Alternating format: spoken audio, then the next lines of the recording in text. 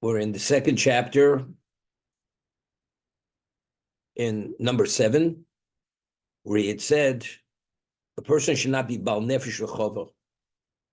You should not have this expansive type of perspective where sky's the limit, meaning that if you could do it, if you could afford it, satisfy it. So what's the impetus to earn money, to satisfy and to create greater comforts and greater pleasures in your life? That is the focus. Nefesh Chova means you have an expansive need for material, and as a result of that, you want to satisfy that need.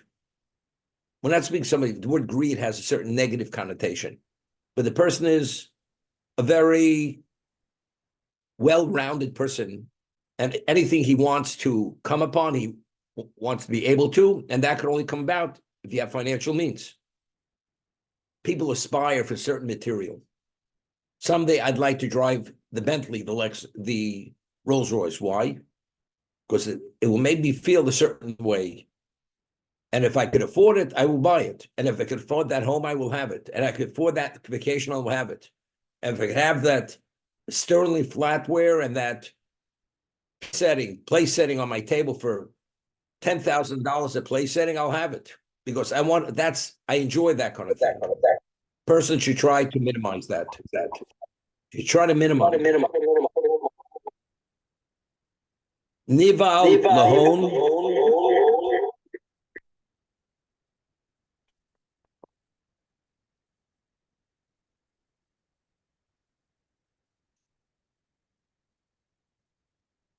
He's overwhelmed for the amassing of wealth, possessions. And he shouldn't be melancholy and be idle. You shouldn't shy away from work. Elabalayin Tova. You should have a positive eye. You're happy for others. A person's happy for others, he's willing to share what he has with others. Automatically, a person has a good eye. We find the Mishnah tells us in Pirkei Avos that if you have an ayin tova, a leif tov, good heart, a good eye, that is the ultimate level that you're able to achieve. Because if you have that fundamental in your personality or in your temperament, you're not there for you only. And once the emphasis and the focus is not you, then you could take control, you can minimize it. Memai basic vosik Torah. If you're ayin tova, you should be less than involved in the material and should engage in Torah study. We'll see in a moment. It says something phenomenal. V'osamat shu chelko yismach bo. And then the less that you have, the little bit that you earn, you'll be happy with it. Interesting. As I always say, Chazal tell us, if you have 100, you want 200. And the more you have, it becomes multiples of that. So the more you have, the gaps become wider. Why? Because you don't focus on what you have, you focus on what you don't have. So if you're always focusing on what you don't have, if I have 1 million, what don't I have? I'd have a multiple of that. So you want 2 million. And as the more you have, because the fact is you're not satisfied. Because you're not focusing on being satisfied, you're focusing on what you don't have. But if a person engages, he has a good eye, meaning positive for others. He doesn't want it all for himself. He's willing to share. That's the good eye. He should minimize his involvement in work and study more Torah. And then, although he's going to have less material, he says, "V'osamat shu chelko yismabo."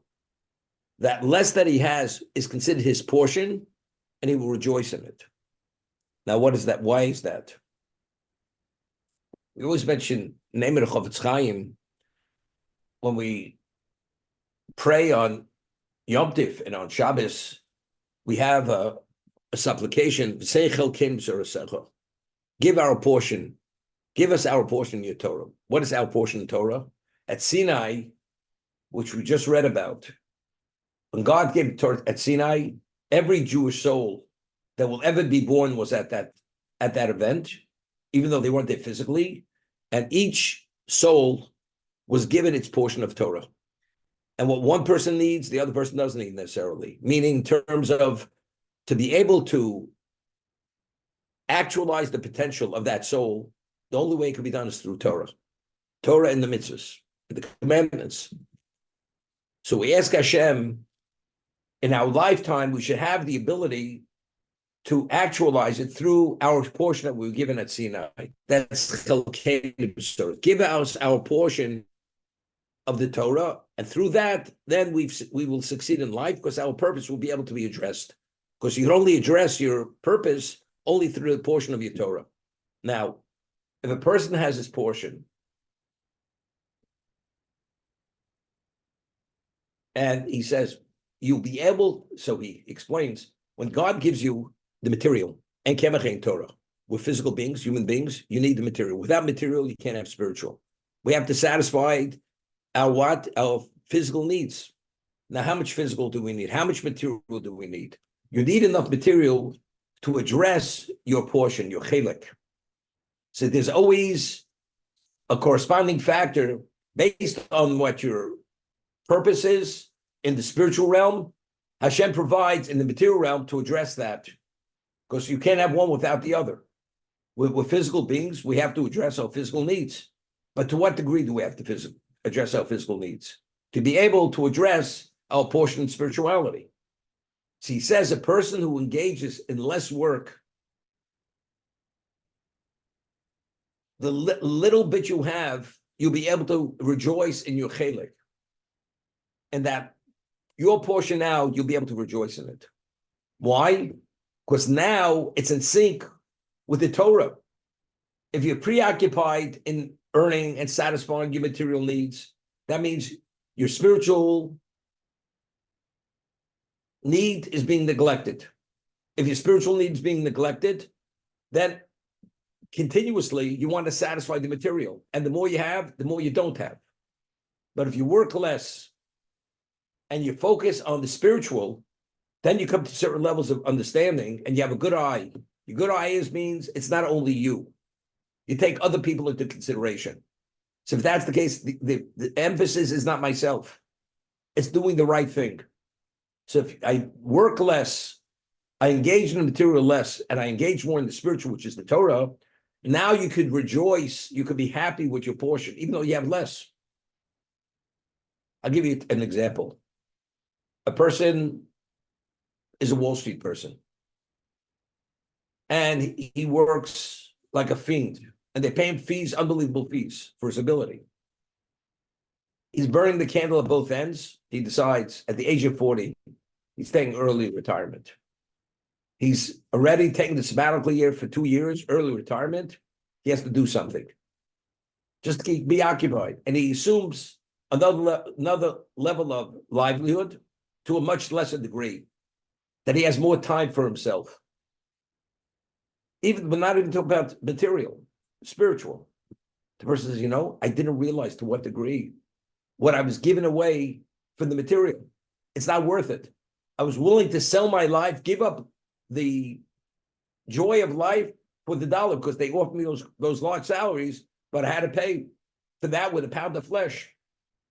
I didn't have a moment's peace. Now at least I have peace. People come to that level of realization and they go into meditation. And now they realize they see things now that they didn't see before. If you have a good eye and you're working less, you're engaged with less, what happens? What happens if you're distracted? What is the key in life? Focus. So even if you have a good eye, but if you have your head in the trough in the feed bag, the good eye doesn't see so well because you're preoccupied with the material. And if you're preoccupied with the material, what happens? It creates an addiction. You become addicted. The more you have, the more you want. But if you wean yourself from the material, even the person with the good eye, if you don't wean yourself, the eye doesn't see well. So you wean yourself. So now the I functions as it should, the positiveness. And then you begin realizing by working less, that's what it's all about. It's not all about just having more. But it's even if you have less, you're able to enjoy the less. But that's only if it's coupled with the Torah. If you don't couple it with the Torah, which you address your own spiritual core, you don't have that level of appreciation. Because naturally, unless we spiritualize ourselves, what is the drive? Live up to the Joneses. I'll give you an example. Salk, who developed the vaccine for polio, he was a scientist, he was a doctor, he was a researcher. And he lived in a house, I'm just making it up, just guessing. He didn't live in an area which the mansions went for $5 million before he even furnished them. So people say, how do you not live up to the Joneses? How do you live in this neighborhood and not live in something like them? He said, look, that's not my focus. My focus is research. My focus is medicine. It's helping people, coming up with solutions that society can continue living. That's my thing. But what about the Jones? What about you don't want to be like, that's not my interest. My focus is a different focus. That doesn't distract me. But most people, it does distract them. Because everything in life is what is acknowledgement. If you're not going to be acknowledged, you want to be acknowledged. You feel ignored. You feel underserved. You feel ignored. As a result of that, what is the drive? The drive is material, because this world, the only value they value if you live up to the Joneses. If you're on par with the Joneses. If you're not on par with the Joneses, you're low man on the totem pole. But what about you work less and I study more and I have a good eye? Now I see what the primary is or what secondary is. Once you see the primary, it's irrelevant what the Joneses have. I know I'm in a good place. I don't want to be there. And that's what the Rambam says. Now you can be someach. Even though you have less, you can be someach b'chelko. You can be happy with your chelek, with your portion, although your portion is a lot less. Ezeu oshir hasomeach b'chelko. Who is the wealthy man? The one who's satisfied with his lot. Your chelek, you understand what I have is sufficient. I don't want more. Because more is what? Is a distraction. As I said, that's ayin tova. The eye only sees well when it's not distracted. But if there's a distraction, even if you have a good eye, it becomes blurred. And once it becomes blurred, you go in a direction which you shouldn't be going that direction. A person used to trade commodities one time early in his life. Then he gave that up. He wanted to have an easier life. So he does other things. He drives, checks things out, less pressure. Let's say he would only do it 3 hours a day. And the rest of the day he wouldn't do it. What would he do with his time? He would actually start mentally deteriorating. You got to keep busy. Got to keep busy. So he drives 8 hours a day. Even if it means sometimes he can't get on a class, which he should get on the class. Because otherwise, being idle is not healthy. Early retirement is not a good thing, unless you're occupied with something meaningful. So Rambam says, what do? Work less. And yeah, if you're a good guy, you're a good guy. But you still have to be occupied. So how do you do it? To satisfy that you feel accomplished and doing something of value, you study more Torah. So studying more Torah gives you perspective, gives you value, and gives you a sense of accomplishment. So why am I working? I'm working because I have to earn a living, because we're physical beings, we have to underwrite our physical needs. But our physical needs, and it's not, as I said, because I want more. It has nothing to do with wanting more. I have to underwrite my base. Therefore, I have to work. But what am I accomplishing? I'm accomplishing exactly what I'm supposed to accomplish. And it gives me a level of satisfaction. And now, the less I can enjoy, because I'm not distracted, because I see its value, because it's underwriting the purpose of what I'm doing.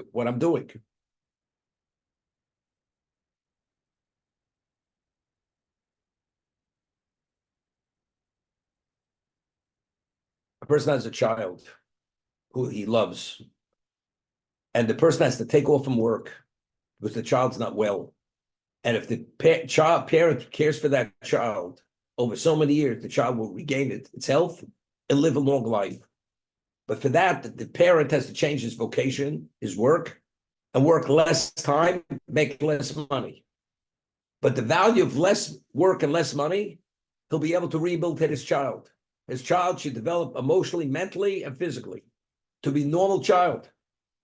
You say, and now he did it, and his child, at the age of, he's 60, and his child's a full functioning person at the age of 30.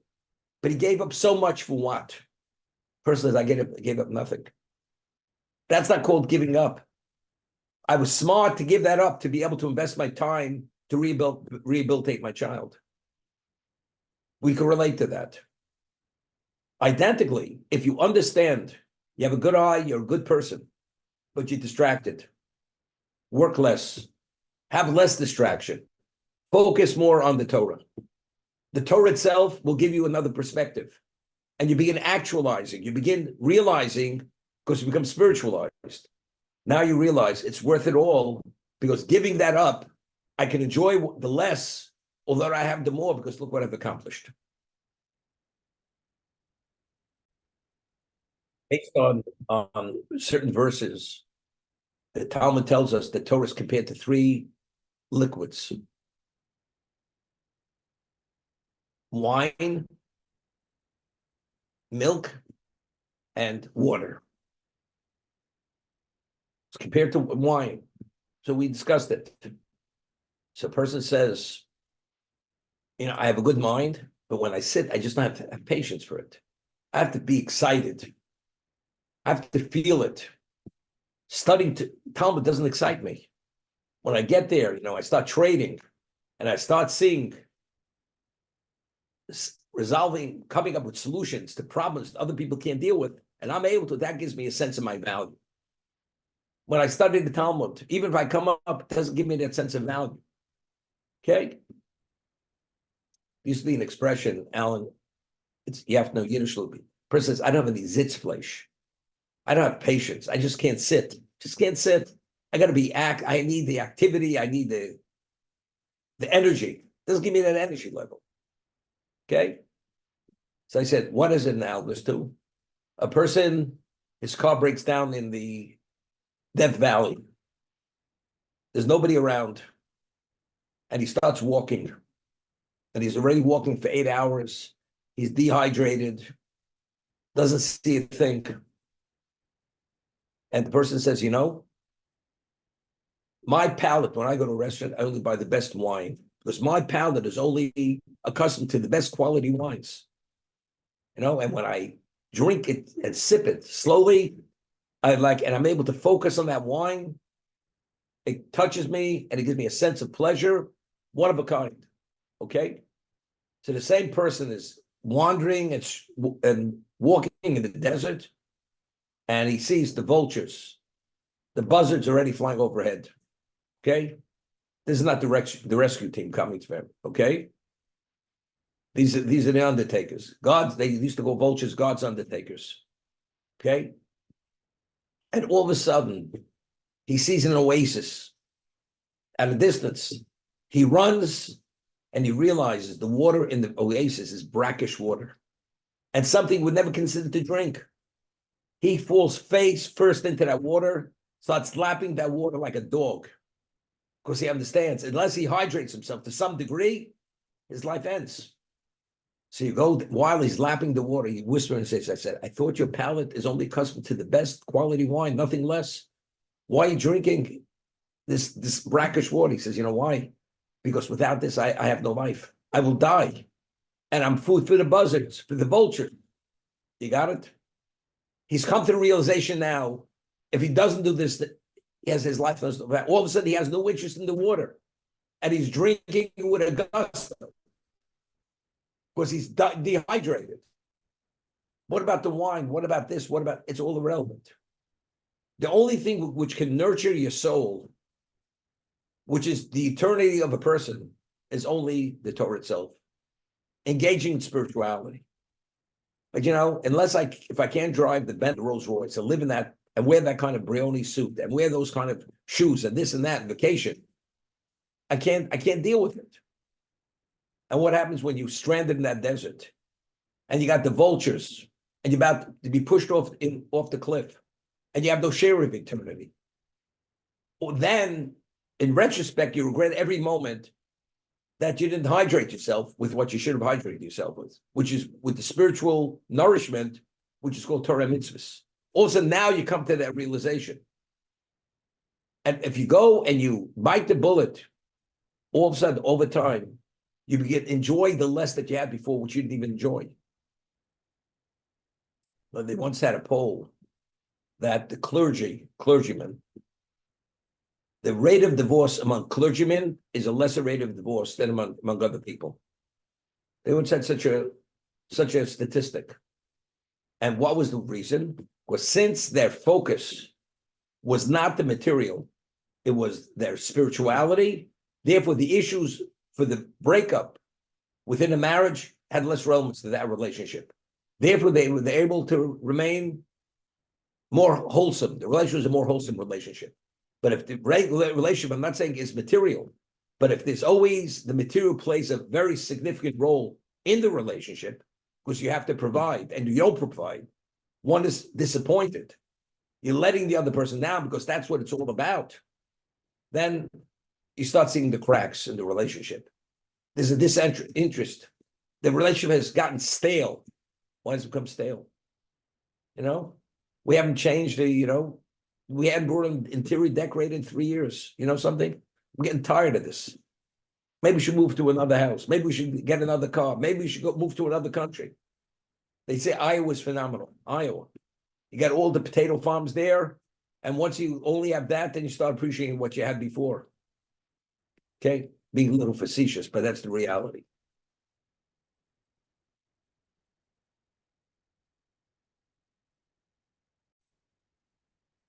Larry, what do you say? You're recording now, Rabbi. You missed recording that others. Is the answer. Okay. So I'll try to be a little more brief. But so I say it, what we are in the world because we're here, but we're really not of the world. We're of God and of something greater than where we are. But when we're here, we deal with ego, touch, we deal with taste, we deal with sight, we deal with things that are on the surface here, the physical. And so that's what we know when we can satisfy it. We feel it. We live with it every day. But how do you reach your spiritual side? Who communicates with you? How do you know that reading the Torah, which to you said earlier is a bit of a grind for some, I'll speak for myself, it doesn't touch you. It doesn't turn you on. It doesn't create the same sense. Lahavdil is a good pancake with syrup, so to speak. Maple syrup. Okay. I beg your pardon, maple syrup. And Jemima pancakes with maple syrup. Okay, got it. Okay. Now, if a person, you have a king, and to be able to be in his inner circle, to be in his court, it's the ultimate level of honor and accomplishment. There's nothing compared to it. But every morning, you have to rise 3 a.m, be in his court, to wait for the king's summons, and he summons you to his private chambers, and he instructs you what to do for the day. You don't have time to eat breakfast. All you have to do, whatever you do, is to be able to facilitate that level of responsibility, which is the ultimate honor. You have no time for yourself, but only to accommodate the king. And he doesn't even compensate you materially. But to be able to serve that king, that one doesn't have to be compensated. That is the greatest honor, because he's the king.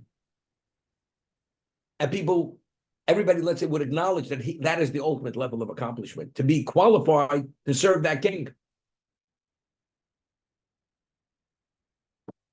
Okay? God created this world. This world, what it is from A to Z, continuously 24/7, are challenges. Is it the pancake with the maple syrup? Or is it being qualified to serve the king? You go to officers training school or diplomat school to be able to be a diplomat. Otherwise, there's not even consideration you can be chosen to be a diplomat. So you need the training. But if you understand the value of that to represent a country, especially special country, and everybody within his own parameters of what considered honor, you're going to give it whatever it takes to be able to make the grade, to become that diplomat, to be considered for that position. Although when you leave private industry, what they're going to pay you as a diplomat is a pittance compared to what you got paid in private industry, because you understand the value of representing that country as a diplomat. Not because you have diplomatic passport status, not because that itself being representing that. Okay? Now, God created this world for what? With very serious challenges. As the Ramchal writes, 24/7, it's a forefront battle. And you have to be cognizant. But God gives you the means, the weaponry, to fight the battle. You could lose some of them, but ultimately, if you use that weaponry properly, you'll be the victor. At the end of the day, you'll be the victor. The others are called skirmishes. You'll always be the victor in the battle. Okay? Let's say a person, he's supposed to be following the protocol which the king prescribes, and he chooses to take a break and go on a vacation for 3 weeks. What is that called? It's called insubordination. It's called defiance. It's called actually usurping the power of the king by ignoring his dictate. And what should be the fate of that person? The king will take him out. Maybe he'll give another chance. Maybe not. God created this world. We should meet challenges to be worthy of having a relationship with him. So what he wants us to have is for us, not for him. He needs nothing. But he wants us to advance and perfect ourselves, that we should be worthy to have that special relationship with him. And he gives us all the means to do it. He gives us the material. The person says, I prefer the pancakes and syrup. I prefer the sauna, and if I have the sauna, I have no time for what the king wants. Okay? But God gives us the weaponry. He gives us the intelligence. He gives us the subject matter to study, to appreciate what that is. It's a spiritualization mechanism. It's called Torah. It's called mitzvahs. However, to be able to internalize and understand that value, you have to be involved with it. That should be your primary focus. But it's only something that you piddle with, and you're not involved with it, you're not going to appreciate what that is. And that's exactly what we're speaking about over here. You could have the best eye in the world, but if the eye is distracted, what do you see? You see what everybody else is doing. But if you have that good vision, ayin tova, and you take away all the smog, and you focus on the Torah, the less you have, you'll enjoy.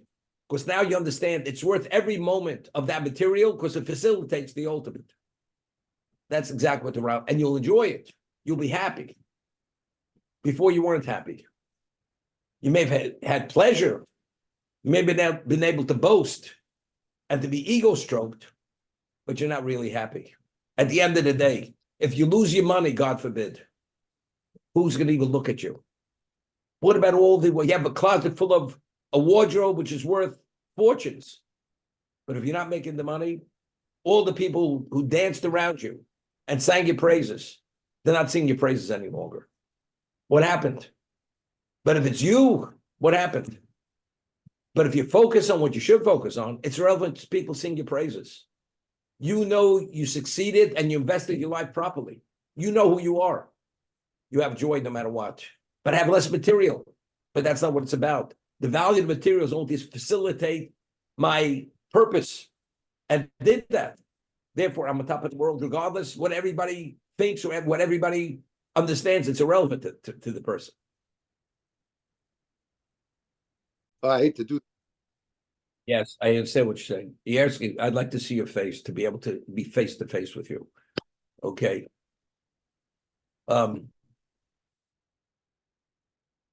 I'm sorry, Rabbi, I hit the button by mistake. In every situation, You say maybe the week is enough. If life is challenges and it's a challenge you can't meet, you're not held accountable if you can't meet that challenge. I've said it many times. God gives you enough means to be able to come to an understanding of the week, that the week is not enough. You know, a person comes to work. I told the story many years ago. I hired somebody to work for me many, many years ago. And he came to me. And I told him when he's coming to work, when we were on 63rd Street, I said, you work here, it's not a 9 to 5 job. You have to be here as long as people have to be dealt with and interact with people. That's the day. Sometimes the day could last at 5, sometimes 6, sometimes 7, then you go home. I said, and besides, the first 2 weeks you're on trial. If it works, fine. If it doesn't work, it doesn't work. After 3 weeks, he comes to me. He wants a raise. Yeah, after 3 weeks. I said, I understand. You haven't yet proven yourself. You're still on trial and you want a raise. Okay, he realized it was too premature to ask for the raise. Another 3 weeks pass. Comes to me, says, you know, you're trespassing on my time. That's the words he used. I said, I didn't know what that means. He says, you know, I have a family. And here, if I'm here and occupied here, I'm denying my family my time. So you're trespassing on my life. I said, you know, I never asked you to come to work here. You wanted the job. This is what it is. You're not interested? Go be busy with your family. That's it. I told you up front what it's about. So don't accuse me I'm trespassing. I'm infringing on your life. Okay? So somehow he can't, it doesn't jive. It doesn't work out for him. The equation is not right. Hashem gives us, when God put us on this earth, he's given us all the means that the balance is right. But you just have to appreciate the value of accomplishment. Then you realize the balance is perfect. He provides you with whatever you need to facilitate the ultimate. And he's given you even a mechanism to be able to appreciate and understand the value of what accomplishment is.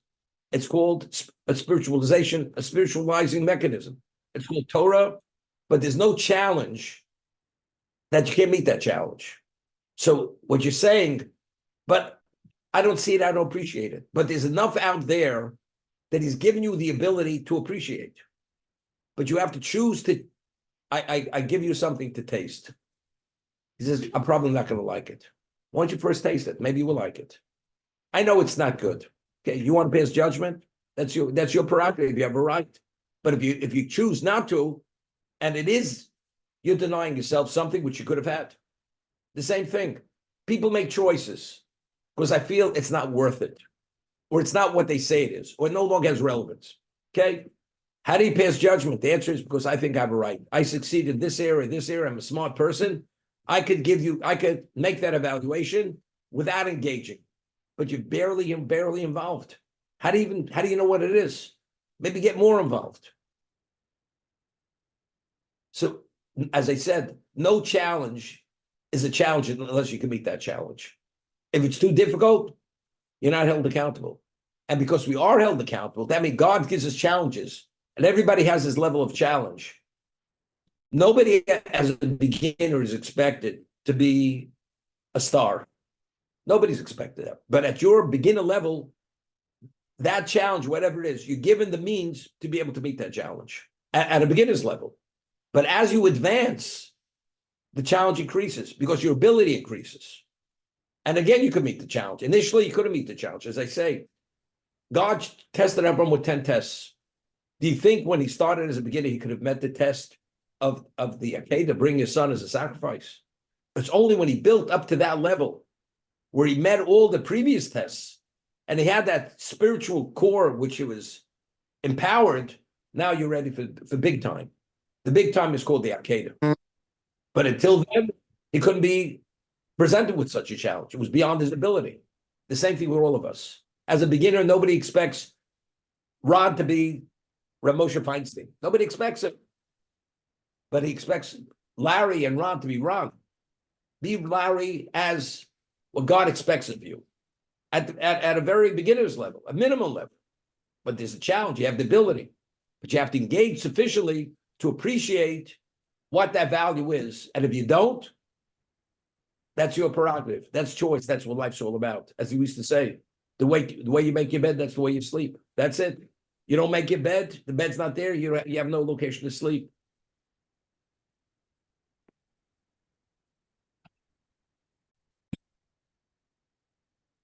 God said, you got to the level, it's fine. It's true. What about you get to that level and you have another 20 years of life? Now God says, we're not finished yet. You can get to another level. Now I give you another challenge, and now you have the ability to meet the greater challenge, which was beyond at the most elementary level. It's not, you're not ready for the Super Bowl. You're not qualified, but you're ready for, let's say, for the minor leagues. You're not ready for the major leagues yet. Before you were in what? You were in the field, whatever the team is called. Now you're in the minor leagues.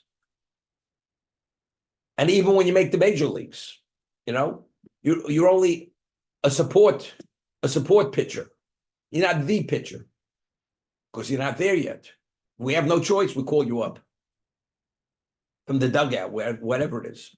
That's what we do. Same thing. We continue advancing.